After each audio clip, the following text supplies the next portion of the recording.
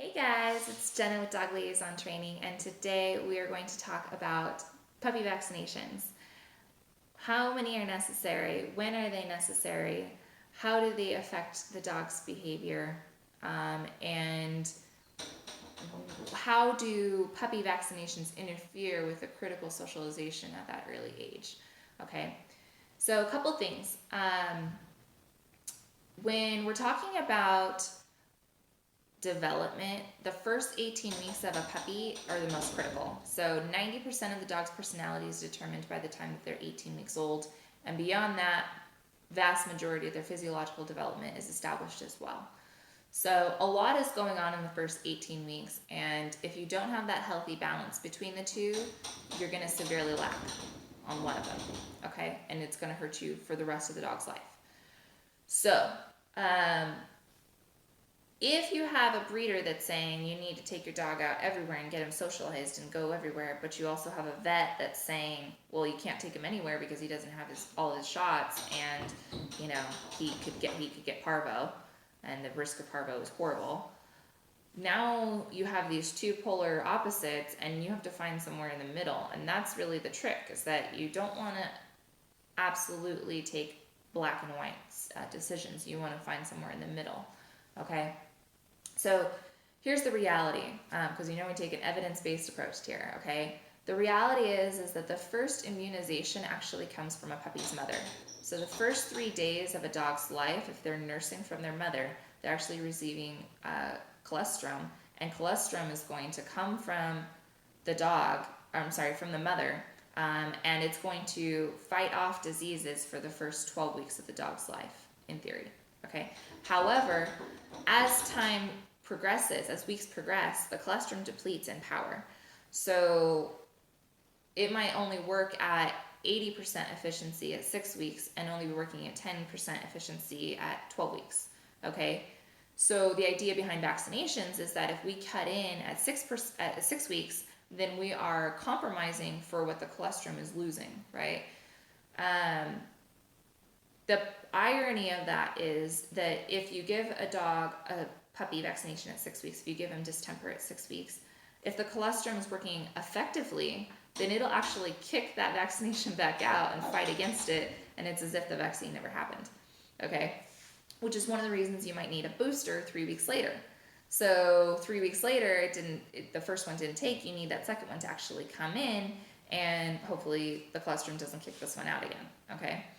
And the idea between getting 3 rounds is that, in theory, by 12 weeks, we know for sure that the colostrum has not kicked out any of these boosters, and you're set in stone for the rest of their life. Okay, there's absolutely a lot of science to say that if you have a dog that is well vaccinated, well treated at an early age, then its immune system is very strong for the rest of its life.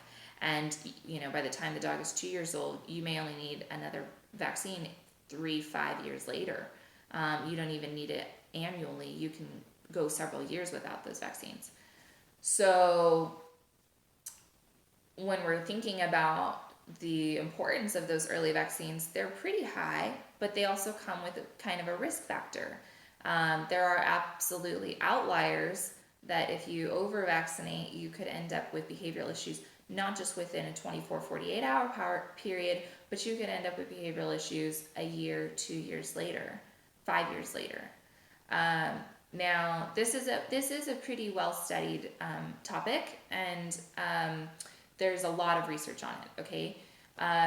However, the one thing that is lacking in my opinion, I should say, of the research is that because the vaccines are so standardized, they don't apply well to an individual dog's genetic makeup. And what that means is, like, with humans, we only have the one, right?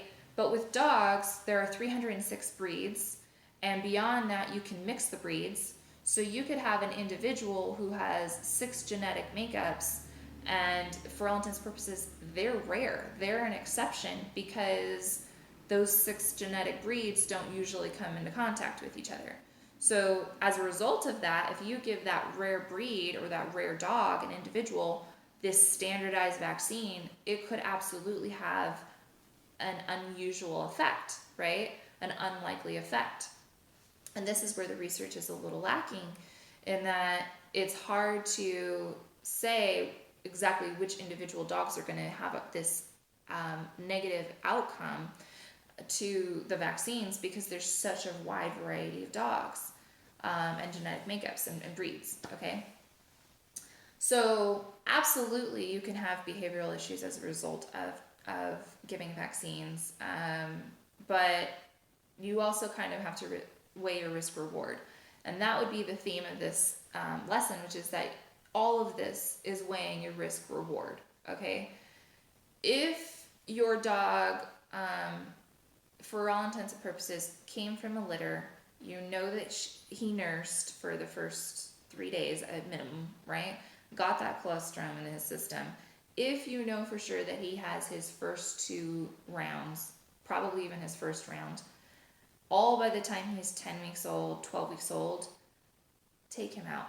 Because the risk of getting a illness, a disease, at that point, when you have all of these backup plans in place, is so low. The risk of getting a disease is so low that if you don't take him out, the risk of not having a social dog is higher than the risk of taking him out and getting a disease. And that's not just me saying, that's the Association of Veterinary Medical Associates, okay, so the AVMA. They actually came out in 2008 and said that if you have done all of these precautions and given the dog an adequate immune setup in, especially in the first 8-10 weeks, then taking him out is very, very, very important. And you should not be waiting until he has his rabies vaccine at 16 weeks. You should not be waiting until he has all of his shots to get him out of the house. Because by the time that happens, you've passed that 18-week critical period, and now you have a dog that's never been exposed to new sounds, to strangers' dogs, has never been exposed to new textures, has never been exposed to new people. And that can severely hinder your dog's life forever, right?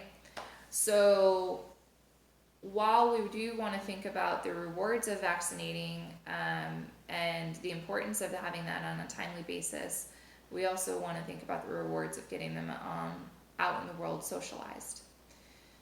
The other thing to think about with vaccines is that when you give a puppy a well-established foundation of vaccines, they're actually stronger for the latter half of their life. So you can go 3-5 years in their adulthood without vaccinating, because you've set them up so much for success. And it's the same way with socialization. If you give them that strong foundation for at the first 18 weeks, where they're getting exposed to new sounds and they're getting exposed to new people and new dogs, and they're getting those healthy interactions, you're setting them up for 3-5 years of adulthood, where let's say they have, a 5-month hiatus where they don't get a whole lot of exercise because it's snowing outside. When you take them back out in the spring, they're not going to have lost all of their sociability, right? They're still going to be pretty well socialized, I would say they're going to have a good social learning skill, right? Or they're going to have a good cognitive ability to interact with the world around them. So these are all very complicated terms, and when we're talking about complications and the outliers of things, a lot of times we get scared, right? We hear about the one dog that had his parvo vaccine and still got parvo, and that must mean that we need to not to get the dog out. And what that usually tells me, if the dog got a parvo vaccine and still got parvo, that tells me that the colostrum kicked the parvo vaccine out and they didn't get a new parvo vaccine in time to keep him immune before the colostrum ran out again. Or on the contrary, there were too many weeks in between. So perhaps they got a vaccine at 4 weeks old and it didn't take, it was administered incorrectly. And then by the time that they were scheduled to get another one at 7 weeks old, the dog had already contracted parvovirus. Okay, So these are the outliers. These are things that are the exceptions. And by and large, if you are a healthy dog owner and you are following a basic guideline of when to vaccine, like the likelihood of those things happening to you are very, very, very minimal. And it's more of a risk not to take the dogs out of the house. So I hope this helped clear up what vaccines are doing, really, what their objective is, and I hope this cleared up your fear of not taking your young puppy out of the house at such a young age before he has all of his shots. Take him out, get him exposed to those new sounds, and get him a good, healthy foundation for the rest of his life. All right, I'll talk to you guys later. Bye bye.